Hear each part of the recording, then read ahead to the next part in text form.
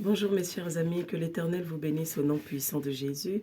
Nous sommes aujourd'hui le lundi 24 juin 2024 et nous continuons la lecture du livre de Marc. Nous sommes aujourd'hui au chapitre 12.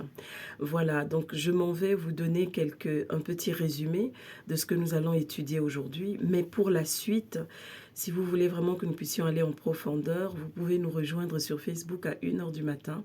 Le lien se trouve dans la description de cette vidéo, mais dans le titre aussi, vous avez le nom que vous pouvez chercher pour rentrer dans ce moment d'intercession et de prière avec nous. Donc, parce que vous savez qu'après l'étude de la parole de Dieu, nous rentrons dans un moment profond d'intercession pour commander au matin et pour prier pour les nations, ainsi que des sujets de prière particuliers pour nos vies. Donc que l'Éternel vous bénisse, vous êtes les bienvenus. Alors dans Marc chapitre 12, voici les points que nous notons. Du verset 1 à 2, il s'agit là du fait que les héritiers sont toujours la cible des voleurs.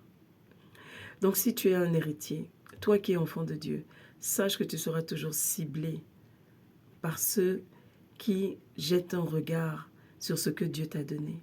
C'est pourquoi c'est important pour toi d'apprendre à commander au matin. Deuxièmement, du verset 13 au verset 17, il s'agit du piège de l'impôt à César, dans lequel le Seigneur Jésus dit « Rendez à César ce qui est à César, donnez à Dieu ce qui est à Dieu ». Reconnaissons toujours qui est notre Dieu et sachons lui rendre hommage en tant que Dieu. Sachons respecter nos autorités. Que ce soit nos parents, que ce soit les autorités administratives, une autorité reste une autorité. Peu importe les erreurs qu'elle commet, peu importe ce qu'elle fait, une autorité reste une autorité. La suite tout à l'heure. Dans le verset 18 à 27, nous voyons que lorsque nous allons ressusciter, nous serons comme des anges. Il n'y aura plus de mari, il n'y aura plus de femme, il n'y aura plus de chéri, il n'y aura plus de chouchou, il n'y aura plus de bébé, il n'y aura plus tout ça. Il n'y aura plus d'argent, il n'y aura plus de biens matériels. Tout s'arrête ici, sur cette terre. C'est pourquoi c'est très important pour nous qui sommes enfants de Dieu de connaître quelles sont nos priorités.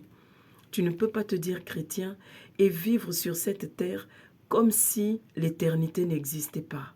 Souviens-toi que tu es un être spirituel qui vit dans un corps humain et pas l'inverse. Que l'Éternel te bénisse. Dans les versets 28 à 34, nous voyons quel est le commandement le plus important de tous. Il s'agit d'aimer Dieu. Aime ton Dieu. Aime Jésus-Christ de tout ton cœur. Serre-le de tout ton cœur, de toute ton âme, avec toute ton énergie. Et aime ton prochain comme tu t'aimes toi-même. Apprends à t'aimer. Apprends à aimer ce que Dieu a fait de toi. Ainsi, tu pourras aimer les autres. Si tu aimes ton Dieu, tu vas être aimé, tu vas aimer les autres, tu vas aimer ce qu'il a créé. Tu n'écraseras plus les animaux avec de la haine. Oh, je déteste les cafards, tu le tues avec toute la haine possible. Non, si tu tues un cafard, tu le tueras parce que il peut te rendre malade, mais pas parce que tu le détestes. C'est de ça qu'il s'agit. Dans les versets 35 à 40, le Seigneur juge, n'est-ce pas? C'est-à-dire que le Seigneur montre que même si la Bible dit qu'il fait partie de la lignée de David, David ne peut pas être son ancêtre parce que Jésus-Christ est Dieu. Amen.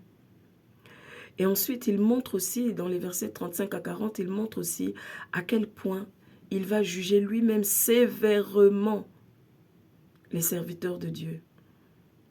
Du moins,